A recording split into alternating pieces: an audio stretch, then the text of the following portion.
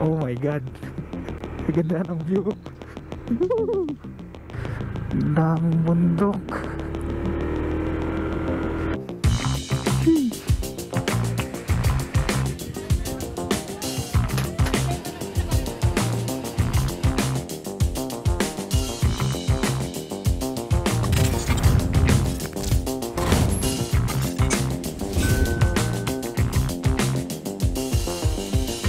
Yo, what's up? Good day everyone, this is Alvin. So, today is a very special day. Yon, first motovlog natin at first solo ride natin.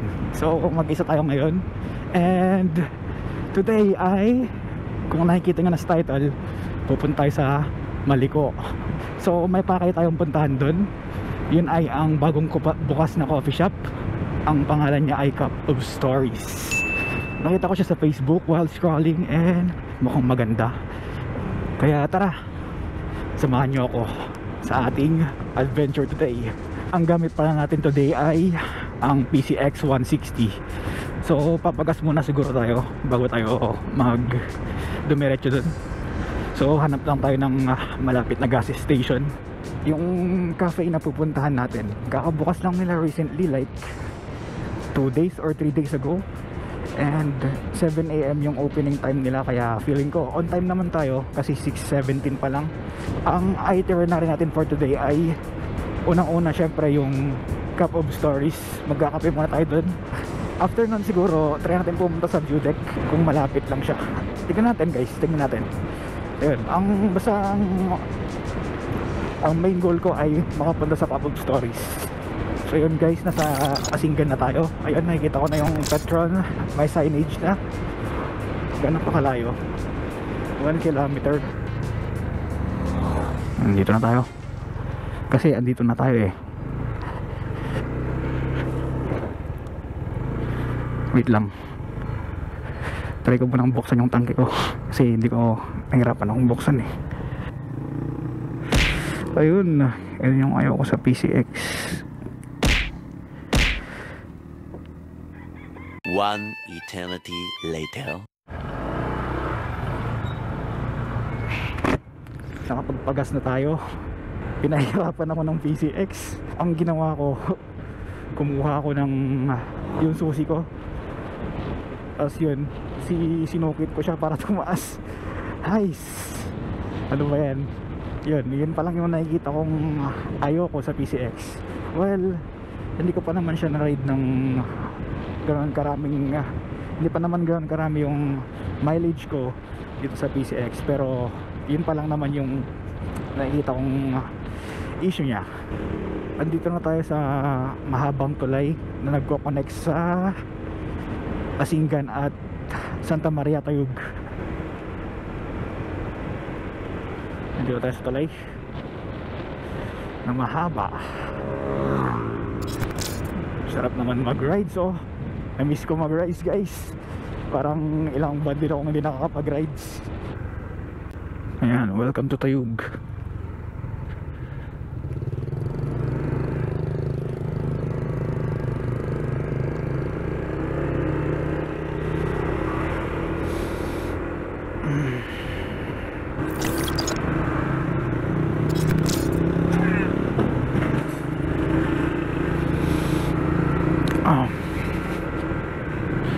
Ayun, dito na tayo sa bayan ng Tayug. Ay.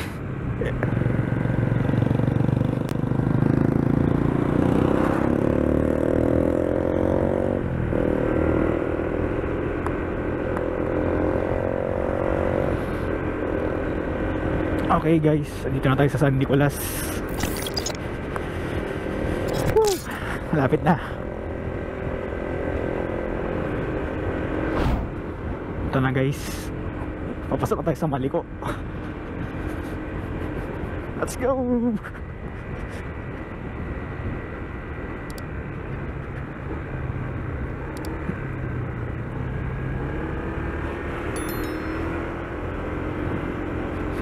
Naalala ko dati yung nagbike kami dito, hindi kami pinapasok eh. Pero nung kon pa yun, time nakasagsagan ng COVID-19.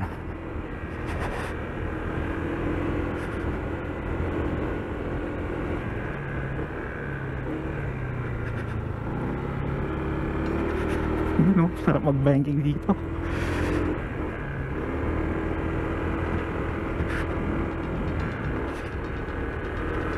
Yeah.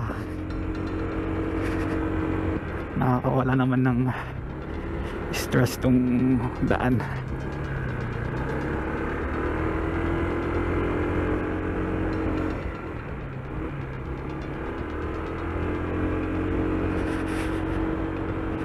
So ito pala yung pinagdedebatihan nila. May mga nagsasabi na mahina raw sa ahon ang PCX. Well, ang masasabi ko, mani lang, basic, kumbaga basic lang sa PCX ang mga paahon. Kung hindi nyo pa pala alam guys, mas matarik pa tong Maliko kaysa sa Baguio. Hindi naman mas matarik, I mean mas mataas. Yun yung tamang word. Based sa L1 nila, ano tawag doon? Elevation level. Yung ano yun? Yung above sea level na sukat. Yun. So pala guys, parang nung after Baguio nag-landslide daw dito eh. Kaya buti naman okay na. Or ayun oh, ayun pala oh, kita pa yung mga lupa pinagilid na, I mean inayos na yung mga yun oh. Oo nga, nag-landslide nga dito. Oh my god. Ganda ng view. Let's go. Wow, parang Baguio guys. Hindi, mas maganda pa sa Baguio. So totoo lang. Uy, nag-widening na ata sila dito. Parang luwag na dito ha. At grabe, ang ganda ng mga bundok na. Picture na ba tayo dito?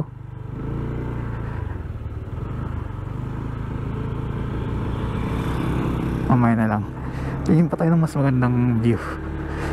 Grabe oh.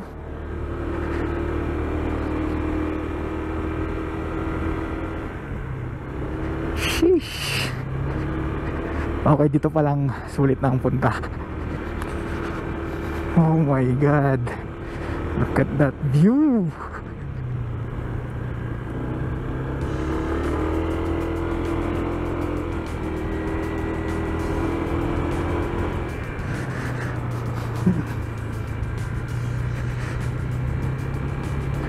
Grabe, parang tumitingin ng picture eh. Sheesh. Ganda pa ng pagka-green niya oh. Para talagang alam mo yun, parang pinaint. Ganun yung tsura niya. Dito ako magpipicture. Ay, doon na lang sa kabila.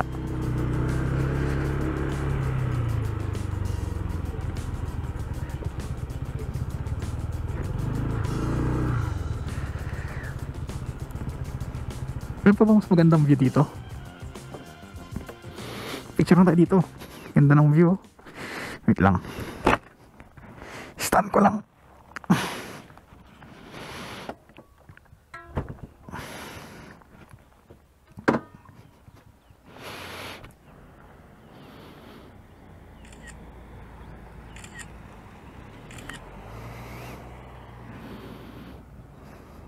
Sheesh. Okay, let's go na. Baka marami ng tao dun sa pupuntahan natin eh. Uy, grabe, ganda ng daan. At syempre, ganda rin ng view.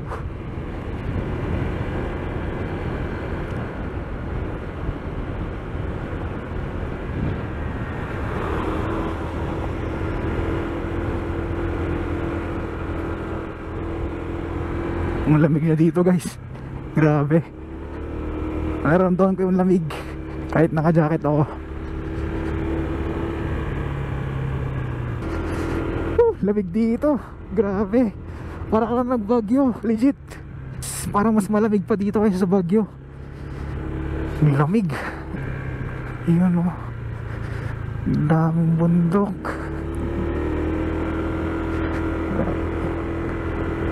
Kaya siguro tinawag na maliko tong lugar na to kasi sobrang daming liko. Yun o.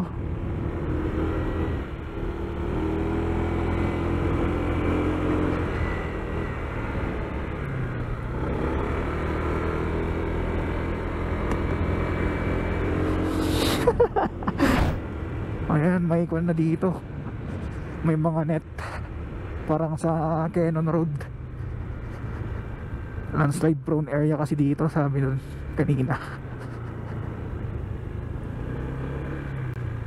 Uy, wait lang guys, may falls.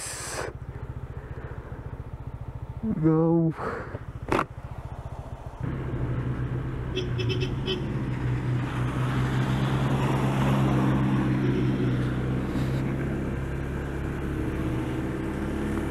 Yun o, may babasina pa.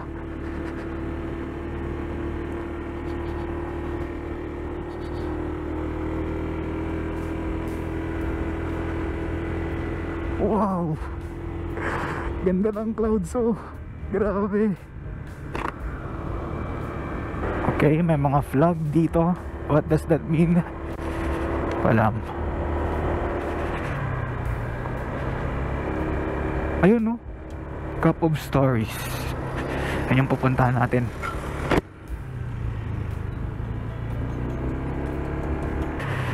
Dito ngayon pero ang maraming tao. Grabe, punong-puno.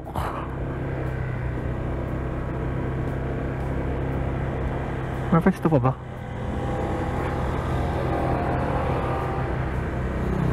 Yun o, may Dominar.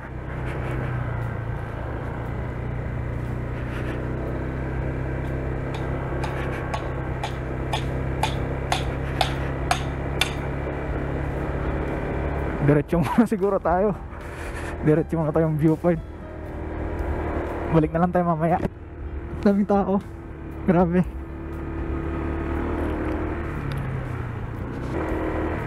Ano meron dito?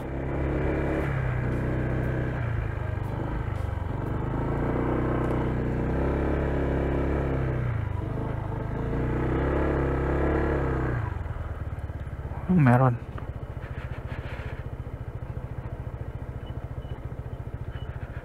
Ah, dito yung tangke. Ayan oh. Sige.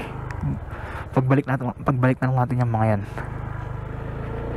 Punta muna tayo sa viewpoint.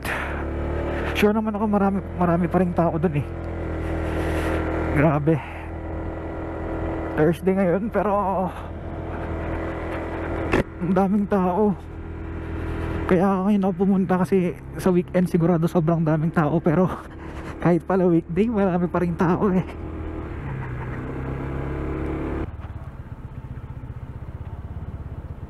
Ayan, dito na tayo sa viewpoint.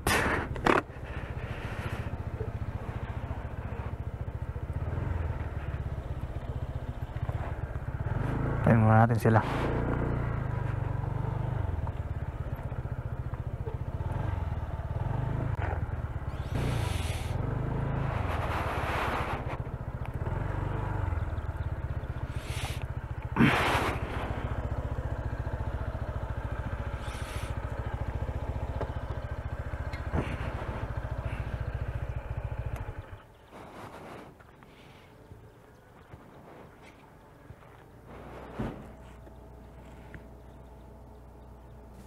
Oh, tara na rin. Okay na yun. Basta may picture na, pwede na. So hindi ko na tatagusin yung daan dun. Okay na yung one. Hanggang dun lang talaga yung objective ko sa viewpoint.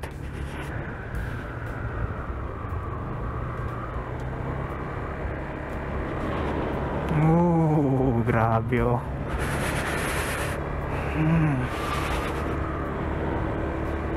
Sobrang solid.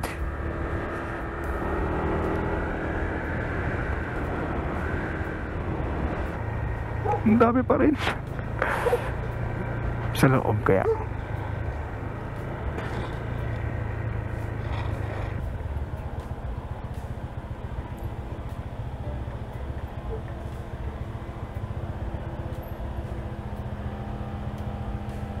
Sige, try natin.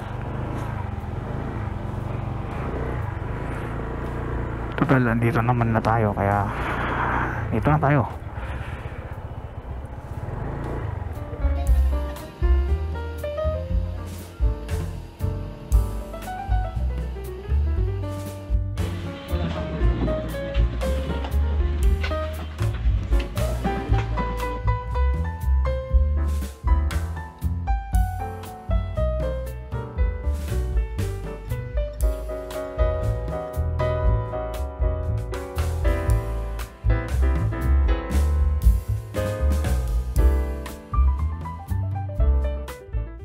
Mare-recommend ko naman yung Cup of Stories sa inyo. Okay naman siya. Sarap siguro kung naka big bike ka dito, no? May mga nakasabay ako kanina naka big bike eh. Ano kayang feeling? Banking ka tapos naka GS ka dito. Sheesh. What a dream. Siguro someday manifesting. So guys, dito ko nga tatapusin siguro yung vlog. I hope you enjoyed my first moto vlog, and more to come. Kaya kung hindi ka pa nakasubscribe, subscribe ka na. Turn on nyo na din yung notification bell para ma-notify kayo kung may bago na naman tayong adventure. This is Alvin and I'm out. Peace.